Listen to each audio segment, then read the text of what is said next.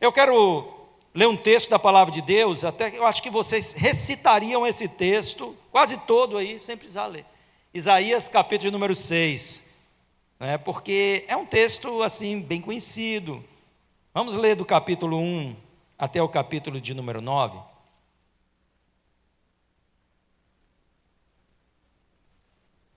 Isaías capítulo de número 6. Vou chamar de Isaías aqui, Deus trabalhando na vida dele. Vamos lá, já está até projetado aqui para você que esqueceu a Bíblia em casa. No ano da morte do rei Uzias, esse é o relato de Isaías, a sua experiência. Eu vi o Senhor assentado sobre um alto e sublime trono, e as abas das suas vestes enchiam o templo.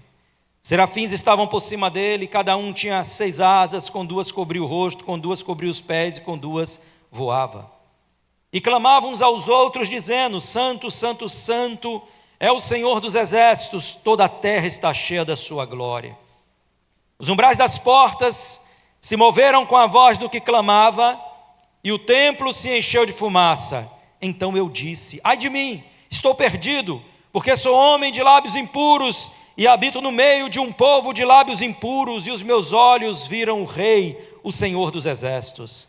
Então dos serafins voou para mim, trazendo na mão uma brasa viva que havia tirado do altar com uma pinça. Com a brasa tocou a minha boca e disse: eis que esta brasa tocou os teus lábios, e a iniquidade foi tirada, e o seu pecado perdoado. Depois disso, ouvi a voz do Senhor que dizia: a quem enviarei, e quem há de ir por nós? Eu respondi: eis-me aqui, envia-me a mim. Então ele disse: vá e diga a este povo. Até aí. Quanta glória, quanta manifestação extraordinária este homem contemplou. Mas é muito importante que nós entendamos que isso não é fruto de um reconhecimento de Deus sobre a vida de um homem devotado a Ele. Isso não é fruto de uma relevância que este homem tinha diante dos olhos de Deus. Porque às vezes, quando nós lemos textos como esse, da manifestação de Deus, a vida de pessoas, como poderíamos dizer, a vida de Moisés. Quem era Moisés? Moisés era um homicida. Moisés era um fugitivo da lei, porque pela lei ele era um homem que deveria ser condenado, porque cometeu um homicídio. Mas Deus o visita, não porque houvesse uma relevância na pessoa de Moisés, mas porque Deus é Deus de transformação. Deus é Deus que entra na nossa história para produzir mudanças totais em nossas vidas. Quem era Isaías? Isaías era um homem de recursos, era um homem de intelectualidade. Ele foi conselheiro de reis, ele foi uma figura palaciana, que tinha trâmite no palácio. Ele foi uma figura que, do ponto de vista social, era alguém que tinha lá, a sua relevância, por ter uma posição de destaque. Mas aos olhos de Deus, estas questões não são relevantes. Nós não nos fazemos relevantes aos olhos de Deus, porque temos uma cultura adquirida através dos estudos. E isso não quer dizer que seja uma coisa ruim, muito pelo contrário. Mas não quer dizer que isso nos valide diante da presença do Senhor. Existem muitos intelectuais aí fora que não têm nenhum tipo de conhecimento da pessoa de Deus, não têm reconhecimento da sua existência, nem agradecem ao seu favor de lhes dar a vida e de que eles possam abrir os olhos todos os dias e contemplar a luz do sol e o brilho das estrelas. É assim ou não é? Então isso não atribui relevância a nenhum de nós aos olhos de Deus. Então eu assim digo a você, graças a Deus pelo que você conhece, pelo que você tem conquistado, mas eu quero que você tenha relevância para além daquilo que são as suas conquistas naturais. E eu quero, irmão, que esse seja um ano muito próspero para você. Eu quero que você alcance as vitórias econômicas, as vitórias culturais que você pretende alcançar. É um desejo do meu coração, e eu sei que é um desejo do coração de Deus. Mas eu não quero que você seja só relevante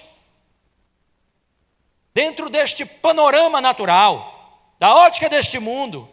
Eu quero que você obtenha uma grande relevância do ponto de vista espiritual, do ponto de vista da sua fé.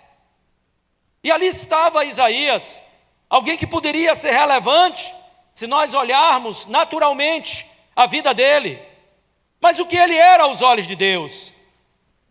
Quando Deus se manifesta a este homem, ele tem que reconhecer aquilo que ele era. Obviamente ele era um judeu, crente na pessoa de Jeová, mas isso não fazia dele uma pessoa relevante. E isso é uma realidade entre nós.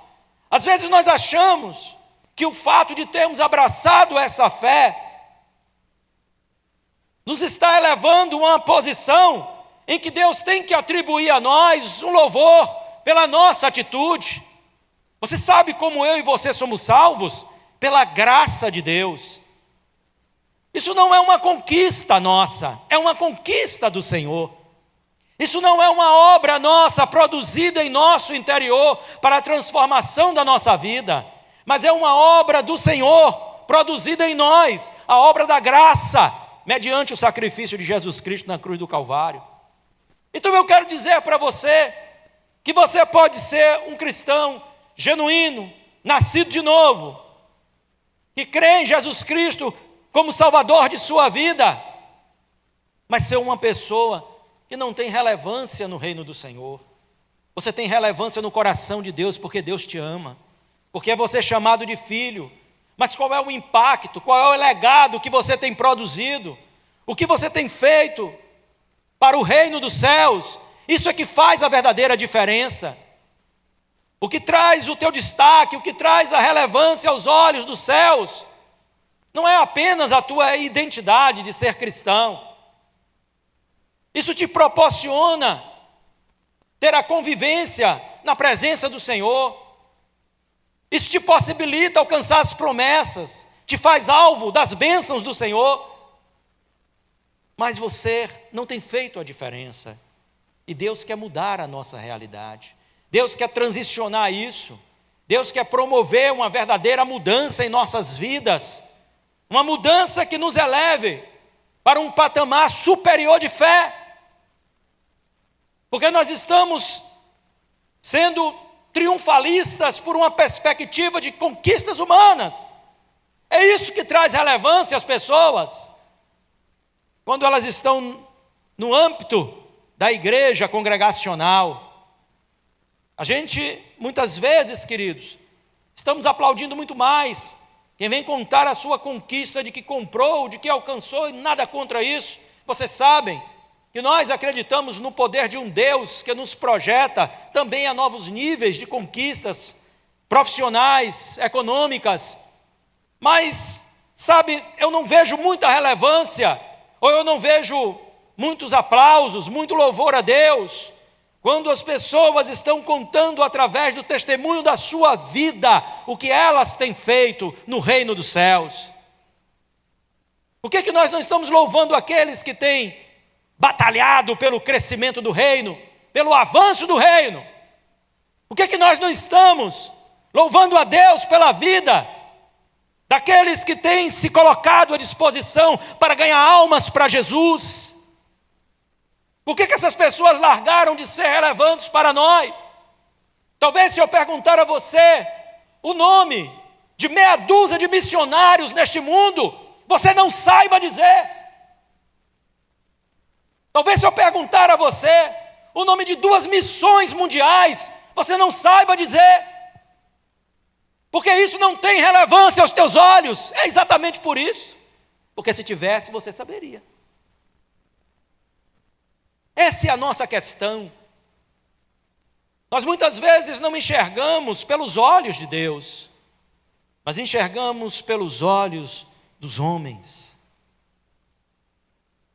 Porque temos sido uma geração influenciada pela cultura externa e tantas coisas que nos influenciam e que nós estamos nos amoldando a esta cultura que está aí fora, que atribui valor ao que se pega, ao que se toca, ao que se sente, ao que se vê com os olhos naturais.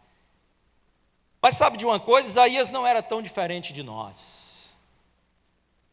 E naquele ano em que o rei Uzias morre, ele se torna profeta, não por mérito dele.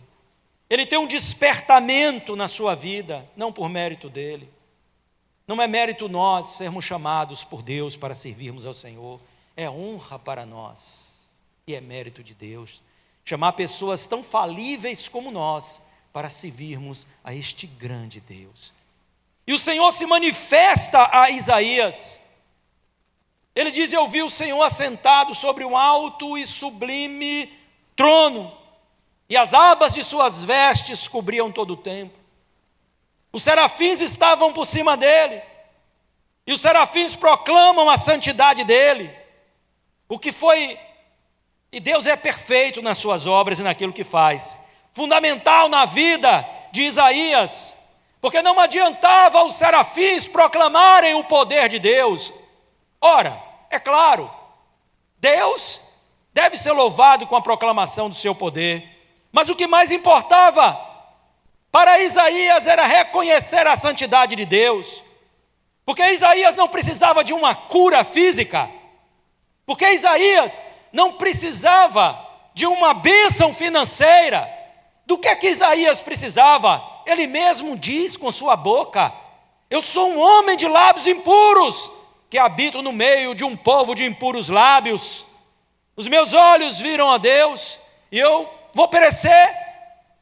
O seu problema estava aí, e quando os serafins proclamam a santidade de Deus, está trazendo um recado a ele: Isaías, o teu Deus é santo. Quem quer estar na presença de Deus precisa se santificar. Quem quer ser instrumento nas mãos de Deus precisa se santificar. Isso é uma outra vertente do texto para uma outra mensagem. Mas olha só, o que nos moverá neste ano, irmãos? O que nos moverá? O desejo de alcançar mais relevância neste âmbito natural, no meu trabalho, na minha vida financeira, na minha vida cultural, tá? E em outras coisas, ou o que nos moverá será o desejo de atender às demandas do reino de Deus, de viver uma realidade em que o reino de Deus seja projetado não só pela vida de outros. Aqui muitas vezes nós contemplamos e dizemos: olha, graças a Deus pela vida de fulano, amém. Mas tem uma coisa, este negócio não é só com Isaías, é comigo e é com você também. Esse chamado é para a vida de todos aqueles que creem. Mas aqui veio Deus à vida deste homem, e você pode dizer que este era um homem com muitos compromissos, que este era um homem com muitas ocupações, que este era um homem com muitas demandas. Mas ele ouve a voz de Deus, e ele tem uma experiência com Deus, e a sua experiência com Deus começa a mudar o seu ser, começa a mudar o seu entendimento. Há muitas pessoas que elas estão se movendo o tempo todo, mas não estão avançando. Isso é muito interessante, porque tem pessoas que elas estão de um lado para o outro, mas elas não avançam em suas vidas. Por que isso acontece? Sabe, quando você vai a uma academia, é uma analogia, e você corre sobre uma esteira, você alcança algumas das metas, que são propostas naquilo, porque você está ali, você vai queimar calorias, você vai melhorar a sua condição cardíaca, então algumas coisas, você vai provavelmente perder peso, que são boas, que são importantes, mas no final daquela corrida, daquele tempo de corrida, daqueles quilômetros que são registrados ali no display, você não saiu do lugar, você permanece no mesmo lugar. Você alcançou alguns objetivos, mas você não avançou. Às vezes em nossa vida, Nós somos assim também.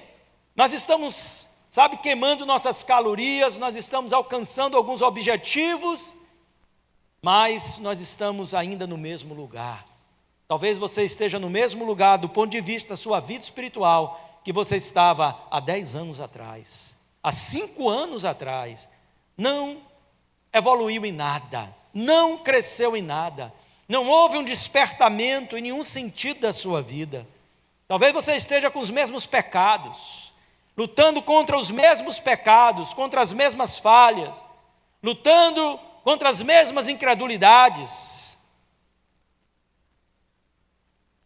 contra as mesmas deficiências e debilidades da sua fé.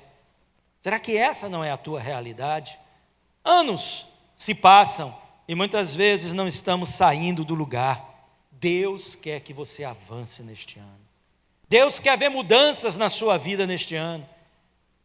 Deus quer ver você subir a novos patamares na sua fé e se tornar alguém que seja verdadeiramente alguém relevante, mas não apenas para este mundo, para esta terra, não apenas para a tua família, do ponto de vista humano, que diga, porque meu filho, meu marido ou minha esposa, ou meu pai, porque faz isso e tem tal profissão. Maravilha, querido, honre a Deus com sua profissão, honre a Deus com tudo que você tem, mas Deus quer levar você em 2026 a uma carreira verdadeira, uma carreira que te está proposta, uma carreira que te está determinada, uma carreira que tem da parte de Deus uma urgência, porque o tempo se aproxima e Jesus está voltando. E nós somos chamados a um despertamento espiritual neste tempo presente. Ano de 2026, quanto tempo nos resta? Não sabemos. Não sabemos quantos anos restam à nossa vida. E não sabemos quantos anos restam para que Jesus volte. Mas uma coisa nós sabemos: não podemos viver outra vida que não seja a única que temos. E não podemos viver um tempo que já passou, ou um tempo ainda que virá. Este é o nosso momento. É o momento de nós fazermos a diferença. E aí veio Deus a este homem. O que torna Isaías relevante? Ele passa por um processo quando Deus o visita. Então ele primeiro passa por uma perda muito significativa para ele e para toda a nação, que foi a morte de Uzias. Veja como ele relata a sua visão. Ele não diz apenas, no ano em que Deus me visitou, ou um registro de um ano qualquer, contado pelos judeus, da forma como é contado. Não é verdade? Os judeus, eles contam os anos, e os anos para eles desde Adão, não é? Então são 5.700 e tantos anos. Porque ele conta pela genealogia. Incrível, não é? Então é muito importante a gente identificar esses aspectos, né? Porque às vezes não nos chama a atenção. Mas ele podia dizer, sei lá, no ano tal, eu vi o Senhor assentado no alto e sublime trono. Mas ele faz uma conexão entre a morte do rei Uzias e a manifestação de Deus. Algo havia se perdido. Mas saiba você que às vezes é necessário, para que nós vejamos a glória de Deus e que se tenha mudanças efetivas em nossas vidas, que percamos algo, que achamos ou atribuamos muito valor a isso. Às vezes, para avançarmos, nós precisamos nos desprender de algumas coisas que estão impedindo a carreira que está proposta a nós. E a morte de Uzias, de alguma forma, trouxe este momento oportuno para a manifestação de Deus na vida de Isaías. E ele teve um despertamento promovido por uma visão e movida por uma missão. Olha como Deus vai agir, né? A Bíblia diz sobre a sua visão. No ano da morte, versículo 1, do rei Uzias, eu vi o Senhor, assentado sobre um alto e sublime trono, e as abas de suas vestes enchiam o templo. E no versículo, ainda no capítulo 6, versículo 8, ele diz: depois disso, de todo aquele processo, de toda aquela visão, da ação de Deus para a santificação daquele homem, ele diz: depois disso, ouvi a voz do Senhor que dizia: a quem enviarei e quem há de ir por nós? E ele responde: eis-me aqui, envia-me a mim. Este homem toma um protagonismo que Deus deseja que esteja na sua vida. Ele agora percebe a sua vida, a sua realidade, por uma análise completamente diferente. Talvez até então ele estivesse pensando: eu sou um bom judeu, eu cumpro os meus votos, faço os meus sacrifícios, cultuo a Deus no estilo de culto, que foi instituído através da lei de Moisés. Então eu faço as minhas ofertas, eu sirvo a minha sociedade, eu procuro ser alguém de relevância para que eu sirva bem a minha sociedade, ao meu povo, à minha nação. Então isso talvez promova um entendimento de que isso é satisfatório e de que não se precisa ser mais agregado nada a esta realidade na nossa vida. Já estamos sendo bons cidadãos e poderíamos dizer até bons crentes, bons cristãos no nosso caso, né? No caso dele, ainda a sua fé em Jeová, na antiga aliança. Então, é importante que nós tenhamos essa percepção de que há um julgamento em nós. Ninguém aqui deixa, em algum momento, de se avaliar positivamente, porque nós temos um conceito sempre, assim, do ponto de vista, da nossa vida cristã, sempre favorável, não é? Eu não sou tão ruim assim como alguns desses crentes que nem igreja quer ir mais, não é verdade? A gente às vezes pensa essas coisas e que são reais. Tem gente que ainda está, assim, bem pior do que nós, não é verdade? Na sua fé. Mas isso não quer dizer que você esteja na posição que Deus te quer. Isso que não quer dizer que você esteja desenvolvendo o projeto de vida que Deus tem para você, que você esteja no centro da vontade de Deus, que você esteja no propósito do Senhor. Então imagine, existiam ali muitas pessoas a quem Deus poderia se revelar, mas Deus vem a este homem. Chamar de Deus é assim, não é verdade? Vem a homens como nós que estamos aqui. Ele não buscou o rei Jotão,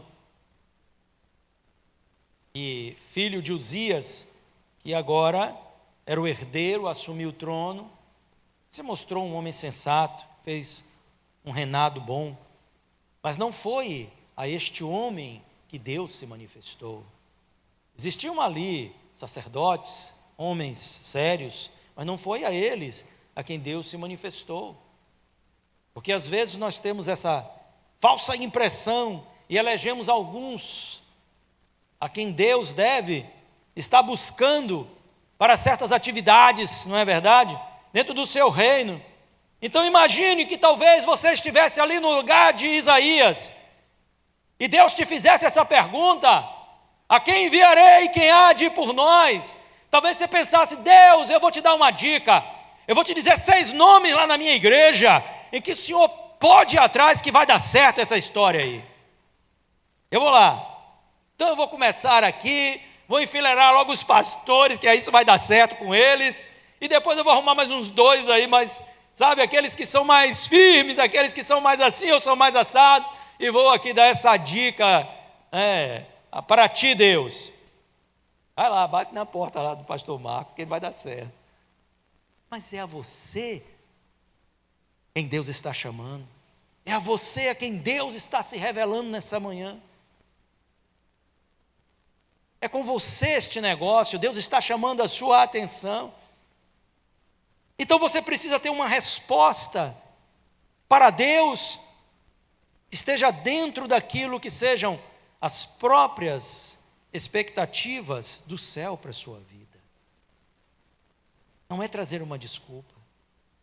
Me conhece, Senhor, tu sabe que eu sou assim, mas eu amo o Senhor, e ninguém duvida do seu amor para com Deus.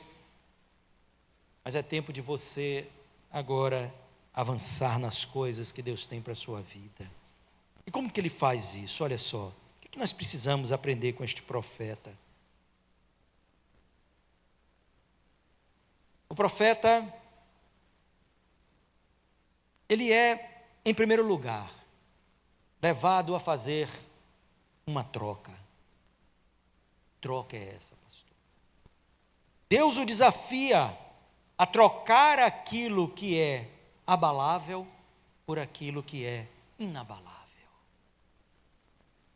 Mas segundo a ótica do profeta, ele se sustentava no que era abalável, achando que não se abalaria. Isso não é brincadeira.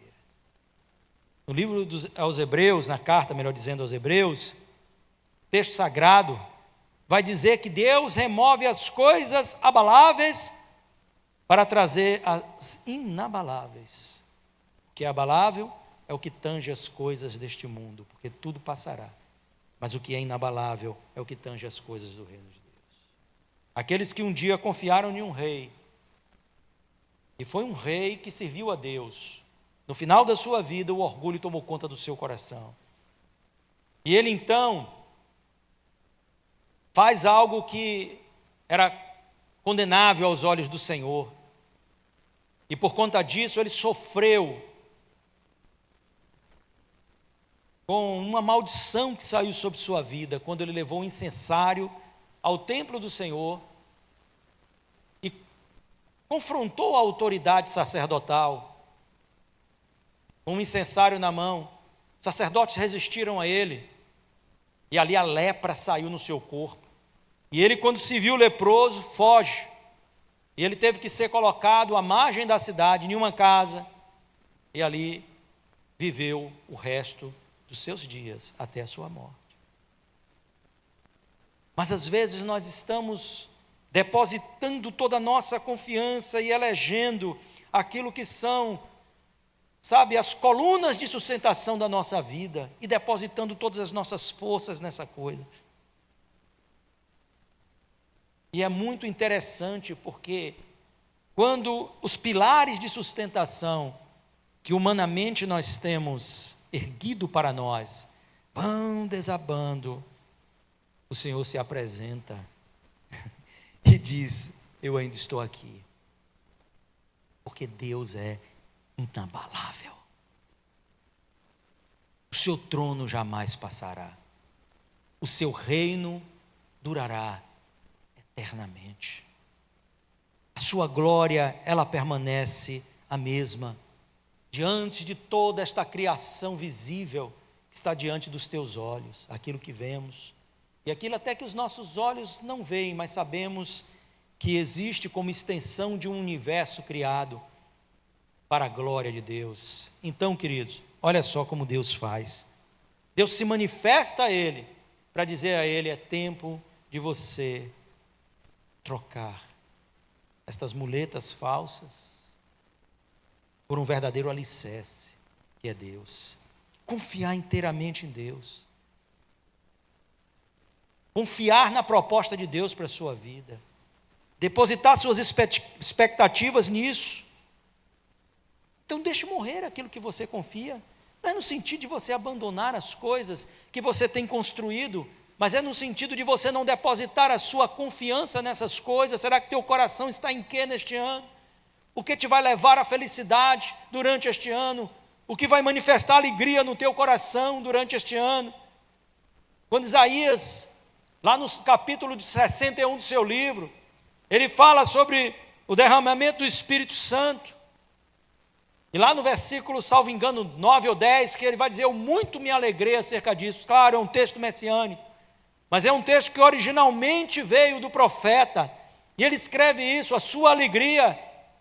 E o motivo da alegria, quer nós analisemos pela perspectiva da fala do profeta, do cumprimento profético desse texto na pessoa de Jesus, havia uma alegria no coração deles. E qual era o motivo da alegria? Porque o Espírito do Senhor estava sobre eles, e o Senhor os ungiu para pregar boas novas aos quebrantados. Essa é uma nova realidade para a vida do profeta, e essa deve ser uma nova realidade para a nossa vida. O que deve alegrar o nosso coração são as coisas que Deus tem para nós. É a excelência de tudo que é eterno, é a excelência de tudo que não tem fim. Às vezes eu paro e penso que nós estamos fazendo muitas coisas que não vão deixar um legado e que não vão produzir um galardão, mas um dia estaremos diante do tribunal de Cristo, não para sermos condenados ou absolvidos, não, querido, você já é salvo, se crê verdadeiramente que Jesus Cristo é Senhor e Salvador de tua vida, mas estaremos ali para prestar conta de todos os nossos talentos e dons, e de toda a vocação de Deus para a nossa vida, o que fizemos com tudo isso, com todas as capacitações que o Espírito traz à sua igreja, e você é membro da igreja, do corpo de Cristo. O que você tem feito com tudo isso que Deus te tem dado?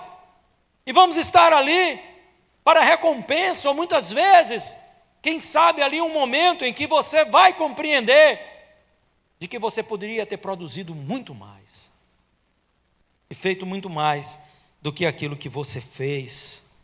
E às vezes nós estamos reféns e prisioneiros, agarrados às coisas que estão aí, porque isso sim me sustenta, isso sim é quem me abençoa, isso sim quem produz na minha vida alicerce. Nada disso produz alicerce na sua vida.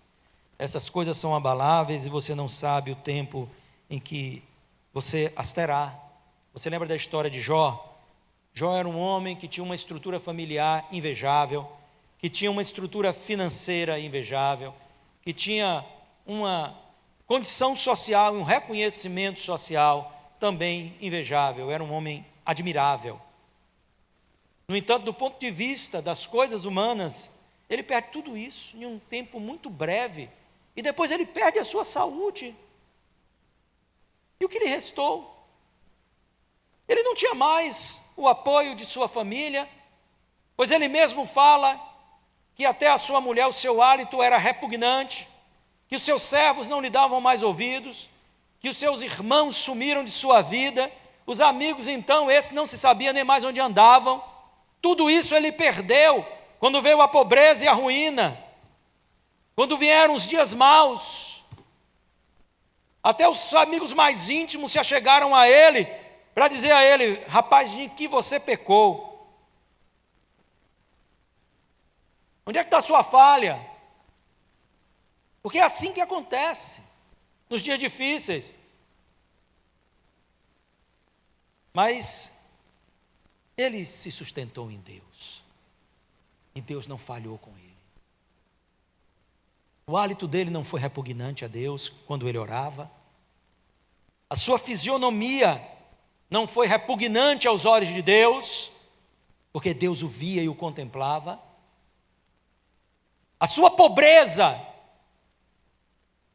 a sua falta de condição financeira, até para, quem sabe, fazer suas ofertas a Deus, não foi motivo para Deus virar as costas para ele, absolutamente nada. Demoveu Deus da sua condição de um pai que amava a Jó. E Deus esteve ali com ele todo o tempo da sua luta, até o momento que o Senhor diz: agora basta. E a Bíblia diz que Jó então foi abençoado por Deus e veio a ter o dobro de todos os bens que possuía, e uma nova família extremamente abençoada. Então Deus não desiste de você. O grande problema é quando nós estamos achando que as areias movediças deste mundo são os verdadeiros alicerces, os quais nós devemos pisar. Troca o teu entendimento e nesta manhã, coloca toda a tua confiança em Deus, segue a vontade dEle. Não tema em fazer o que Deus te chama a fazer, porque será um tempo um tempo de grande relevância na sua vida. Você vai ser relevante não apenas a dimensão terrena, os impactos serão todos aqui, mas lá no alto, Deus verá e ficará satisfeito. Amém? Há um galardão esperando cada um de nós, queridos. Há um galardão. Mas ele foi despertado. Ele foi despertado a uma realidade de necessidade. De que necessidade? Do seu povo. O povo não tinha necessidade de pão. O povo tinha necessidade de palavra de Deus. Por isso Deus diz a ele: vai e fala. Vai e proclama a minha mensagem. Fala aos ouvidos deste povo. Mesmo que ouvindo eles não ouçam. Mesmo que vendo eles não vejam.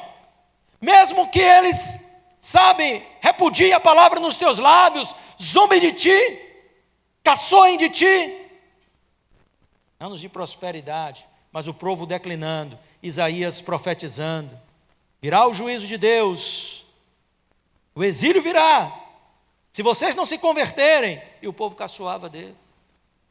Imagine, mas Deus diz, proclama a palavra, porque este povo pode estar farto de pão, mas eles estão carentes da presença de Deus, eles estão carentes da palavra de Deus, eles estão carentes da glória de Deus, da manifestação do poder de Deus. Então ele vai pregar a palavra do Senhor. E é interessante porque Isaías não foi usado por Deus para operar nenhum milagre. No tempo que havia a idolatria na terra, por exemplo, se nós formos olhar aqui para os tempos de Elias, lá no reino de Israel, reino do norte, Judá, reino do sul. Então Deus usa aquele homem com grandes manifestações do seu poder. Por quê? Porque havia um confronto entre as obras das trevas e a obra de Deus. Haviam manifestações sobrenaturais, operadas por aqueles que eram adoradores de Baal e de outras entidades. Então havia um confronto, mas não havia isso no reino de Judá. Não havia necessidade dessa manifestação, havia necessidade de conserto. E a palavra de Deus veio firme através dos lábios de Isaías. E se você for ler o livro de Isaías, ali os primeiros capítulos, ele traz ali uma pancada muito grande à vida deste povo, que às vezes tinha uma visão errada de si mesmo, né? E visão é algo que nós precisamos ter. Porque não iremos longe se não nos movermos de uma visão. Por que temos uma visão aqui? Porque a visão nos move. Porque a visão nos orienta. Porque a visão mostra um destino para nós.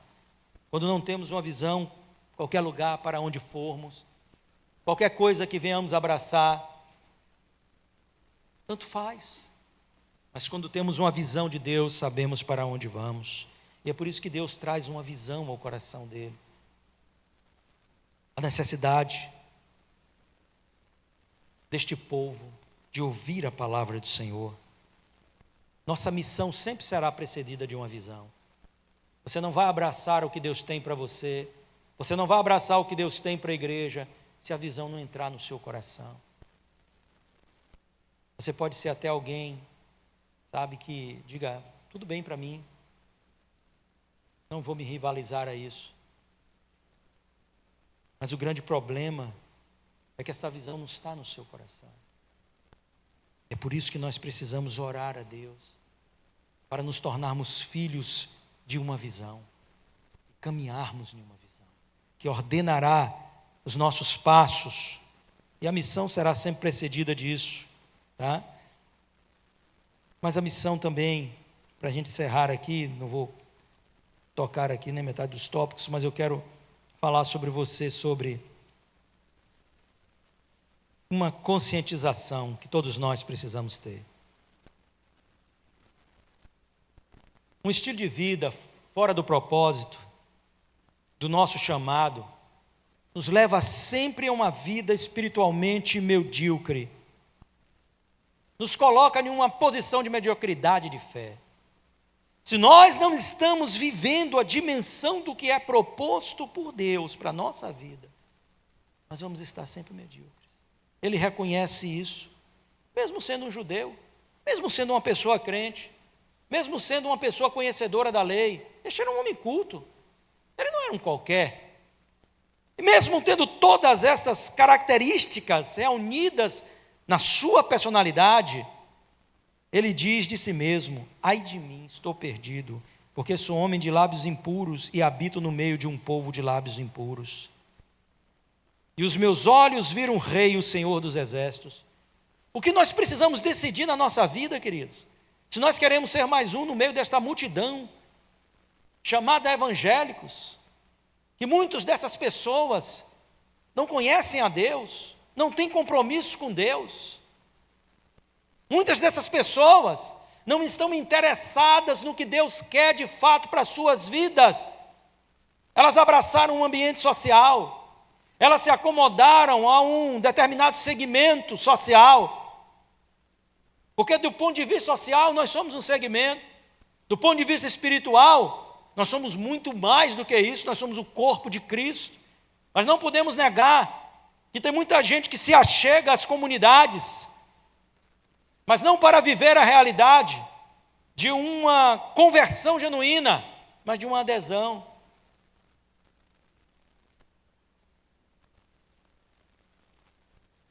É muito triste isso, mas é uma realidade. Agora existe também aquela parte, que é gente convertida, que é gente que nasceu de novo, mas que é gente que não se deixa influenciar pelo Espírito Santo, é gente que não quer ter visão de Deus.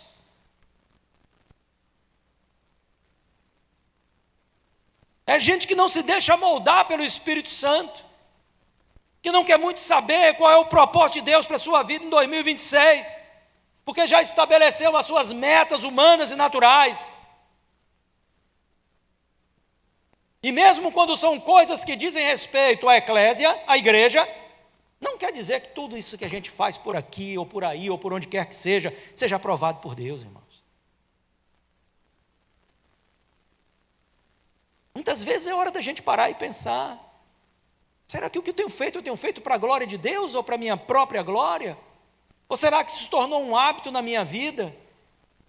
O que tem de relevante nisso? É agradar a Deus? Ou isso é aquilo que me faz pensar que eu sou relevante?